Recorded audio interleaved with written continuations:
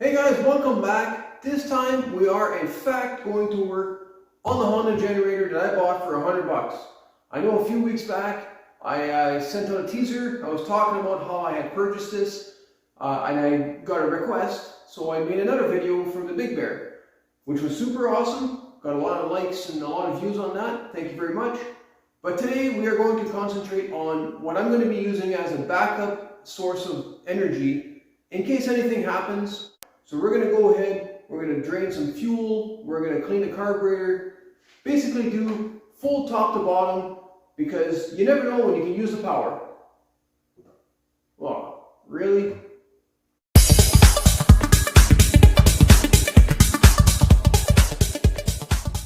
I'm just kidding, guys. Just trying to be funny, trying to do some editing work over here. First things first, we're going to drain the fuel like I mentioned earlier. And I've got a couple of jugs. I'm not quite sure how much fuel is in the tank. It's probably about, probably about half a tank of gas in here. Smells horrible, by the way. So I'm going to go ahead. I've got some old orange juice container and a little bit of pop can or pop bottle just in case.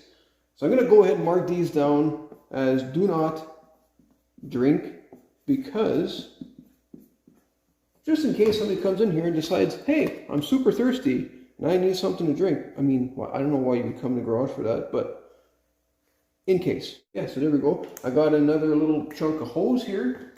What concerns me the most is I know this carburetor is going to be dirty now because it's never been shut off. When I got it, the valve was already on, so that tells me the carburetor is full and it's probably going to be pretty nasty in there. We're going to see that later.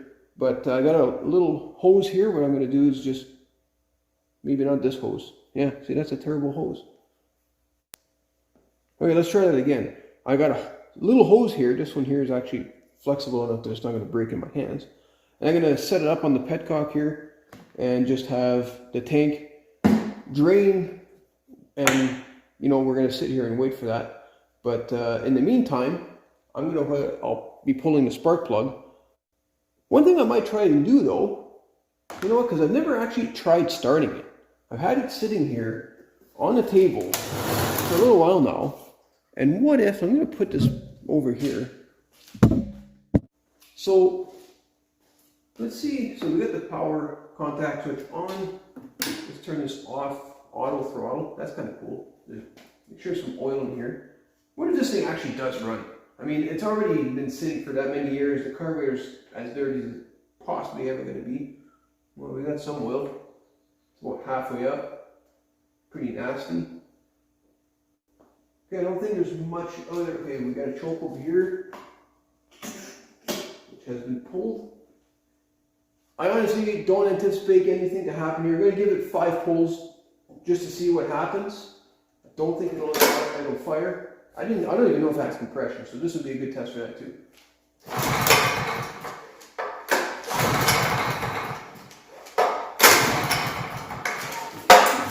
Yeah, that's not even trying. Alright, so let's go back to draining some gas. So let's start with the bigger jug. Like I said, I think it's got quite a bit of gas in there.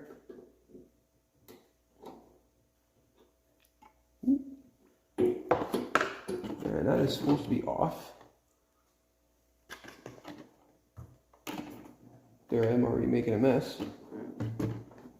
If you've watched the channel long enough, you've seen me make a pile of messes.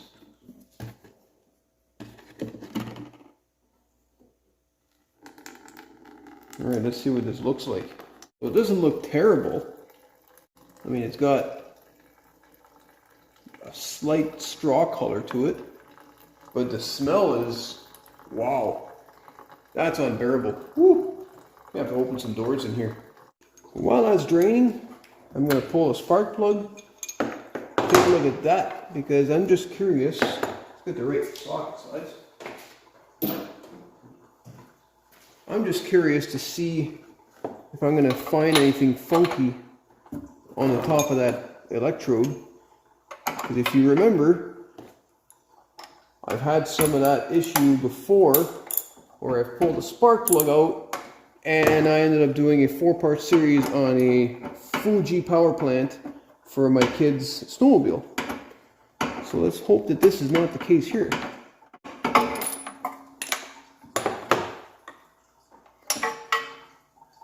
Alright, what do we have? Oh, very nice actually. It's quite brown, which means at the very least the last time it ran, it was running good. It wasn't overheating. It's got a good mixture. So I'm happy with that. BPR 5ES. And that would be, if my memory recalls, it's the right plug for most Honda engines. So that's a good thing. I'm going to give this a clean maybe. I don't think there's anything wrong with it. I guess it wouldn't be a bad idea to check for spark though. So maybe, yeah, let's do a spark test.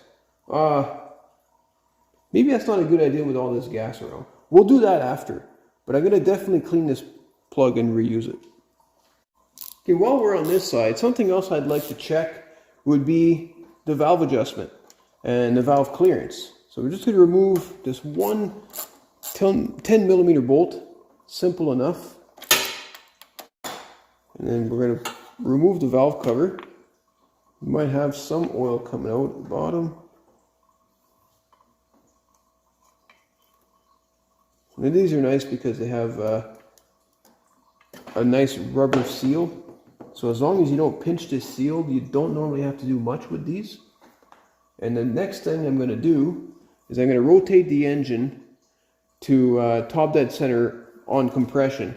Now, if you guys remember the 4 basic principles of an engine, or sorry, the 4 cycles of a 4-stroke engine, you've got your intake, compression, power, and exhaust strokes. Those are the 4 strokes you need to make any engine run, at least 4-stroke wise.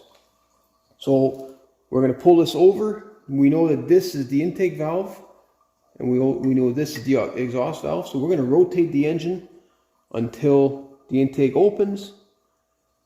It's going to want to close, and then I'm going to use a screwdriver on the top of the piston, and I'm going to wait for it to reach the top of that stroke, which will be now my power stroke, and I'm going to check the valve clearances. This is how I do it because this is just a little bit simpler for me.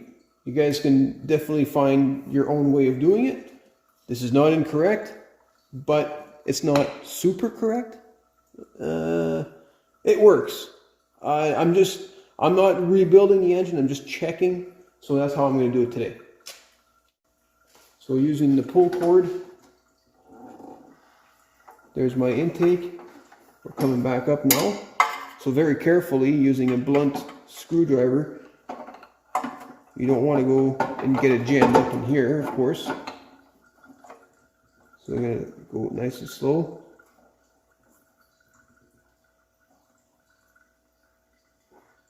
And there, right there. Now the screwdriver is going to want to start going on its way down. Yeah. You guys see that? Now it's on its way down, which means that we are just about on top dead center. Again, if you can find the proper timing marks on the engine, it's always the best way to do it. So these valves are not tight, which is a good thing, which means that they're seating in the head. But the next thing we're going to do is we are going to grab some feeler gauges and we're going to check them. So just like your typical GX270, this is an 8 horsepower engine. 7th thou is what I use because that's what Honda recommends. So we've got our 7th thou gauge here. It's actually a little on the tight side. So we're going to loosen off this jam nut over here. So you need a 14 mil wrench and a 10 mil socket. I find a socket works best. Just break it loose like that. And you don't have to go far. You just have to go just about a 1/16 of a turn. And then try it again. See how everything fits. A little bit more.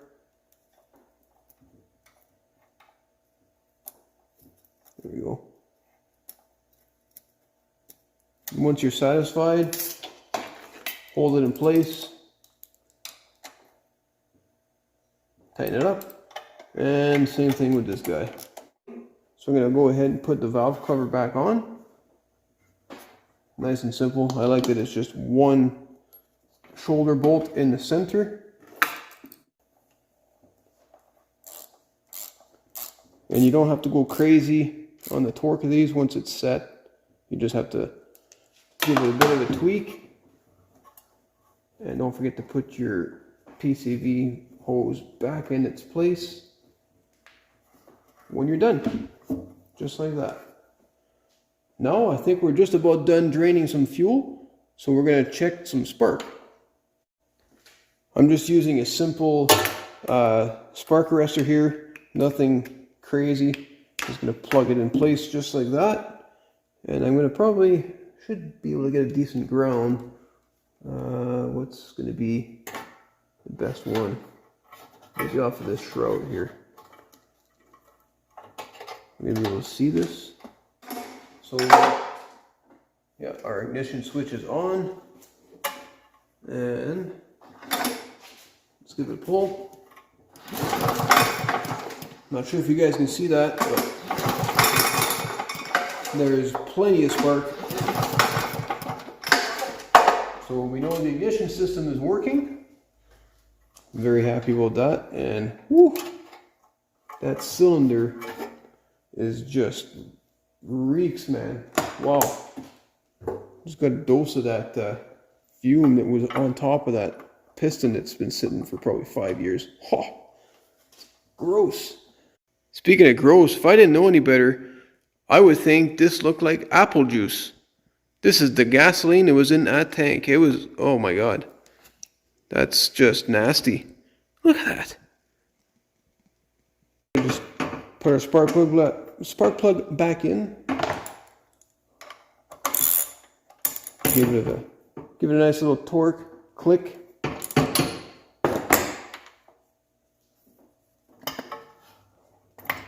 All right, moving on to some oil.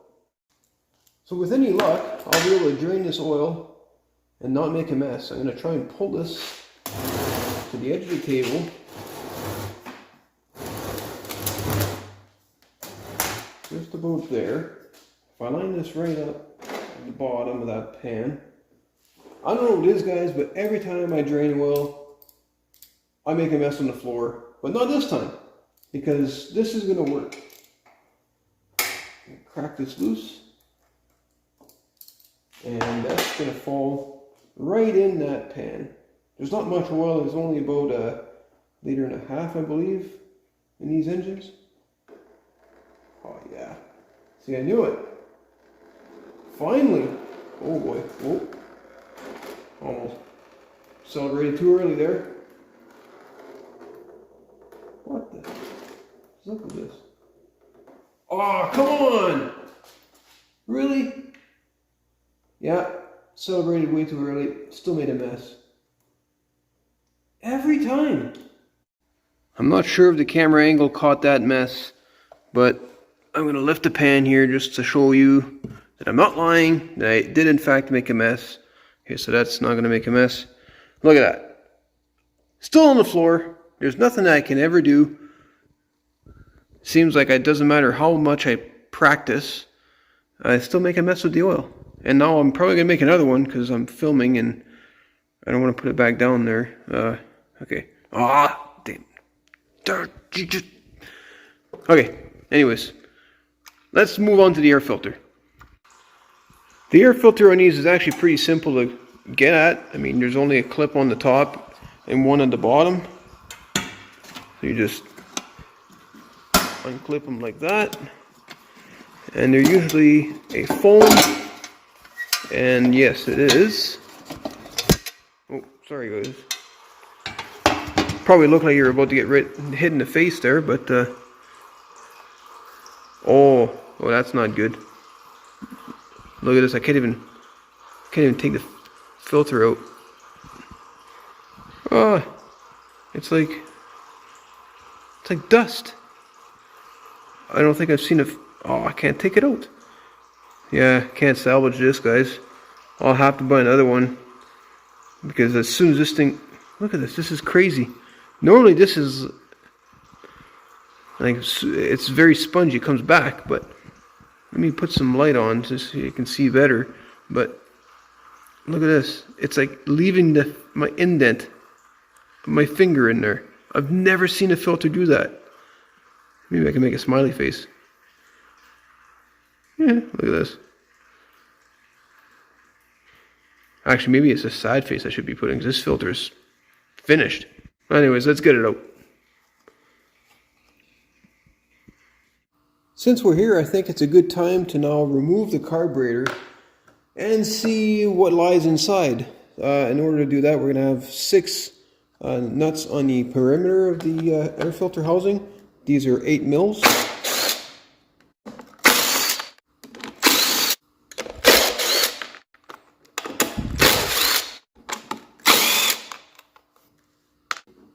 We're going to remove our little hose here. We're going to save this for another time because it worked out really well. Then we're going to just remove the other housing here. Set that aside. And then we're going to have 2 10 mil nuts over here holding the outside of this air filter housing. And this one's going to need a wrench because it's kind of a tight spot. Oh, come on. There you go. And there's a nut on the back side of here. This little guy. Now we should be able to remove everything.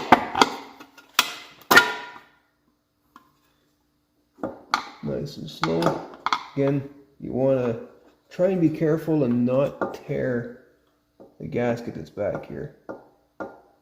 Because if you don't tear it, you can reuse it. Okay.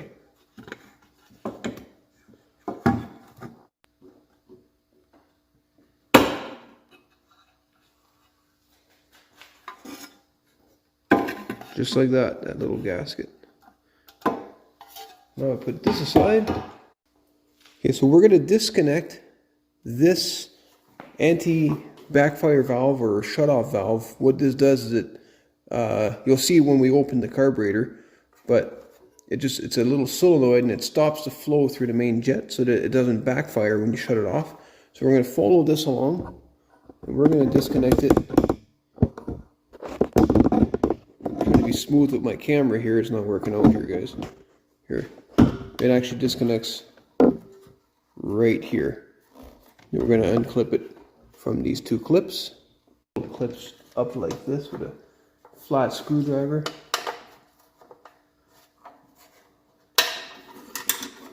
Now that allows you to be able to remove this on the bench without having to do it upside down where you can't see anything. Now from here, we're going to disconnect our little impulse line. There we go. Okay. Should be able to remove this contraption from the top. And nice and slow. Get it right off the studs. Like that. Give it a twist. Remove the throttle control linkage, accompanied by the spring. And there you have it. There's a mighty dirty carburetor. Well, I'm sure of it. You can tell right here how dirty this is. You see that? So let's crack it open, and I'll show you how I'm going to clean this without an ultrasonic cleaner, because mine is too small. Okay, so I've got my Phillips screwdriver. Let's see what's inside. So we're just going to remove this solenoid, this this anti-backfire valve like I was mentioning. Oh boy.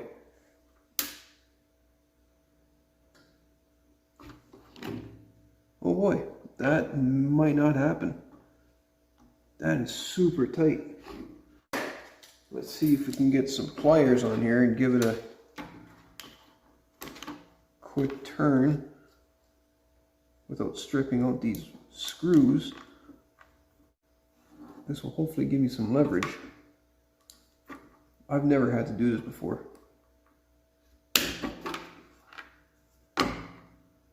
Oh, that's crazy. Okay, let's break it free.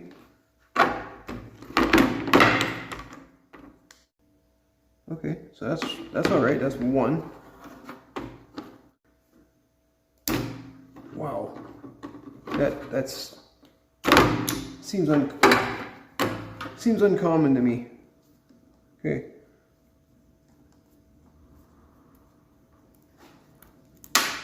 One. And there's two.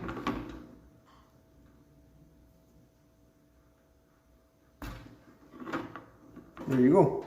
So this little guy, I'll show you maybe a little bit later how to test it. But if you apply power here, this little guy will go in and out. Pretty neat. And what he does is right inside here, he stops the fuel when you turn off the ignition, so that as the engine continues to go through its cycles, it doesn't suck in raw fuel and then fire through the exhaust can. Now the next step is going to be to remove this hex bolt, part of the jet, which is a 14 mil, not a 13.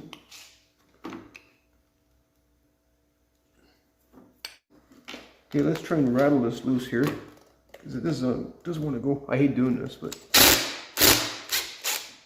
okay, there we go. I might have to change the title of this video to the world's dirtiest carb. And like I thought, we might have to change this O-ring. Actually, I know we're gonna have to change this O-ring, because look at that, it's turned to plastic and it's broken. So if we don't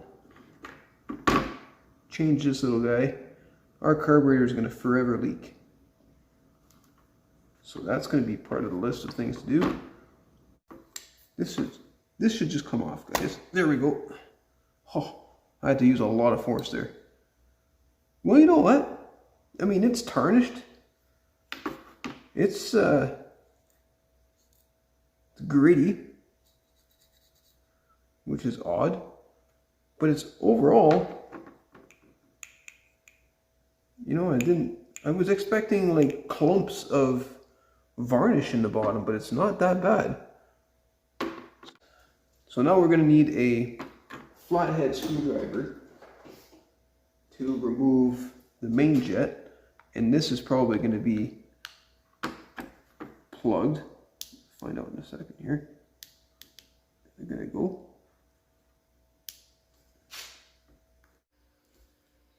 I think I got it, guys. Yes, it's turning. Oh, wow, that was a struggle. Okay, well, that's good. That's good. So that's gonna make things easier. I think I might have mangled the jet a little bit on the top, but as long as we can get it back in. Come on. It's not pretty anymore, but it's definitely fully plugged. I mean, look at that. We're going to give that a good cleaning. The next thing we want to do is there's also another jet right here. So we're going to count the turns on this, make sure that we put it back where it is. So count with me, guys. Half, one, 1.5, and that's just about 2 right there. So 2 for the idle. Don't forget that number, because we're going to need this number putting it back together. Actually, I'm going to take a second to write it down right now. Now that that's written down, we can carry on. And we're just going to pull this straight out. That just holds the jet in place, and then should be able to pry this up nice and gentle. We're going to try and not break the O-ring. We've already got one broken O-ring, don't need 2. We might have to soak this to get it out without breaking it. Oh, there it goes, guys. There it goes. See right at the end right there, there's a little O-ring. And then finally we're going to remove this here. We're going to do the same thing. We're going to count the turns on the way in. And we're going to be able to put it back right where it is now. Again, half, one and almost, well, that's about 3/4, so I'm going to go 1 7/8. Alright, so earlier I mentioned that if you don't have an ultrasonic cleaner large enough to fit this carb in, there is another way you can get it clean. It takes more time, a little bit more effort, but it does work. And I'm going to show you how I've done this in the past. Not sure what kind of results I'm going to get with this kind of nastiness, but I'm going to give it a shot. So all you need is a large enough container that fits the carburetor. This happens to be an old container that had some barbecue peanuts in it. So we're going to take all the parts, we're going to just put them inside, just like you would with the ultrasonic cleaner. And then what you're going to do is you're going to fill this up with hot water. I mean, not scalding hot, but hot enough that it's going to loosen up any of this, varnish and whatever might be inside the carburetor ports and holes, with a little bit of dish soap or any kind of detergent, something that's going to be strong enough but not harsh enough to damage any plastics or any rubber. So I like to use Dawn dish soap, and then the trick will follow. Okay, so you got your mixture of hot water and about 5 to 6 drops of dish soap. Next thing you want to do, put it down on the same table as your bench grinder. That's it. And then simply turn on your bench grinder. Make sure that the jug is contacting the bench grinder as much as possible. And then check this out. So it's kind of hard to tell, but you can kind of see everything's kind of shaking itself loose. You can see the bubbles at the top doing their thing. I'm going to have to do this probably quite a few times for, oh there you go, there's some particles already getting loose. Gonna have to do this quite a few times, but it does work. I managed to be able to find a way to set the container on the bench grinder now, and now you can really see things moving along. So hopefully it works a little bit quicker. You can see the jets at the bottom just kind of dancing. So we're going to let it sit here for, well, as long as I can. I'm going to change the water a couple of times, add some more detergent, and see how it looks. Okay, before we go too far and we forget, let's add some oil to this engine because we drained it, and it would be a pretty sad day if you did all that work, fire it up without any oil in it. So let's do that right now, and hopefully do it without a mess. I make no promises. We're just adding some, oh come on, 10W30. Apparently I can't do two things at once here today.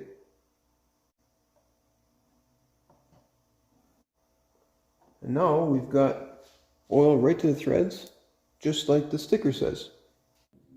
Alright, if you're still with me, this is a couple days later, and I'm going to show you exactly how this carburetor looked like without using an ultrasonic cleaner. I had to do this twice. I ended up leaving it overnight for 2 days, changed the water twice, and it ran on the actual grinder for approximately 2 hours a day while I was working around the shop. You can see me here just kind of brushing away lightly with an acid brush, some of the jets, some of the inside parts of the carburetor.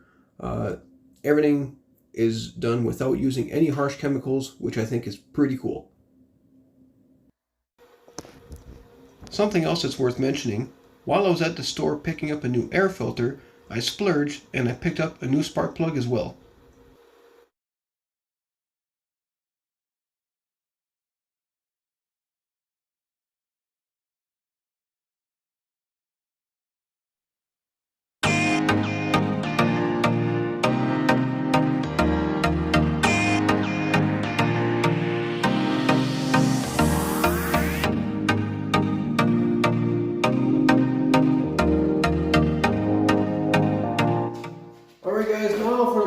of truth, the moment we've been waiting for. Does it start? Will it run? Well, we're about to find out. I got some gas in the tank. We're going to do the whole start procedure. We know we have oil. Make sure we got the choke pulled out. Contact switch is on. Put your guesses down below. How many pulls before it starts? Oh, by the way, I made sure the fuel tap is on, so the gas tap is on. We got gas flowing into the carburetor. So yeah, make sure you put your guesses down below. I'm going to guess probably about 5. I'm going to go with 5. Alright, here we go.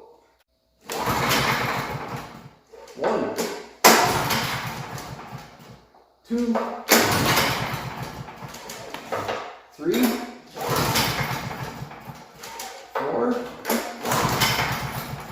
Well, it's more than 5. Oh, will it go? No, not really.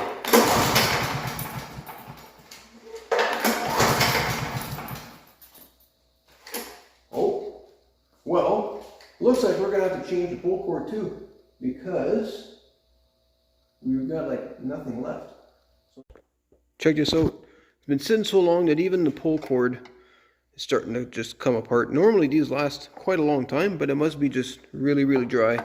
So I'm going to rewind this hose, or this rope, and we'll get back to trying to get this thing started. Okay, so we have a new rope in here. Looks good. And I think I may have found the culprit as to why the engine didn't want to kick, didn't want to do anything. So this little thing that I was talking about earlier is actually the choke. It's actually vacuum actuated. And then when you're pulling the lever here, you're forcing the linkage right, if I can focus, right there. You're forcing it closed like it sits here. Now, when you install this plate, if you're not careful, like I was, or wasn't, I should say, I had it installed so that the choke would not activate. It was open and it just wouldn't close. So now, as you can tell, it's operating as it should. So let's put the plate back on, put the air filter in, and see if it runs. Okay, let's try this again. So let's turn this on. Full choke. And we'll see, yeah, we'll leave that at auto. We'll see what happens. See if she runs.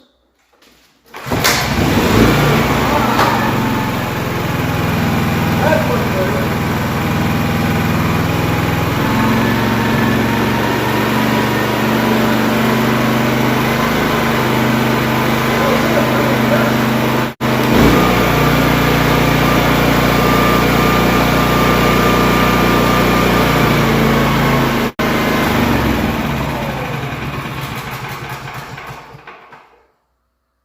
Well, that went well. Begs the question though, will it power anything? Let me go get something, we'll fire it back up, open some windows, see if it powers anything. Okay, so I've got a space heater that I know will draw up to 1500 watts, and I've also got a cutoff saw that will, I'm not quite sure how much amperage it takes, but I know it kicks off the breaker from time to time, so it draws enough if I put it under enough load. So hopefully it'll draw enough juice to put this thing under load. But let's give it a shot. Let's fire it up, see what happens.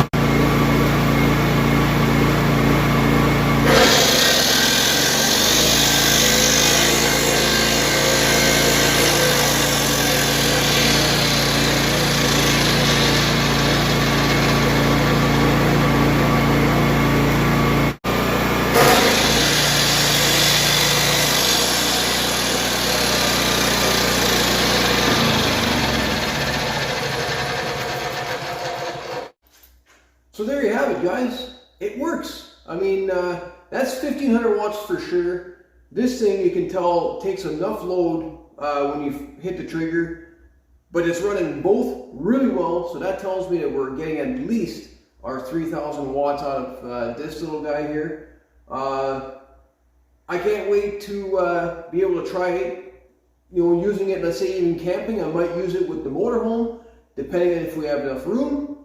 But at the very least, it's going to be good backup power for if anything happens here at the house. So until next time, guys, I hope you guys liked the video. I hope you enjoyed watching me struggle a little bit with some of the stuff that you see here. I know it's a little bit lengthy. If you stuck around, thank you for that. And I'll catch you all in the next video.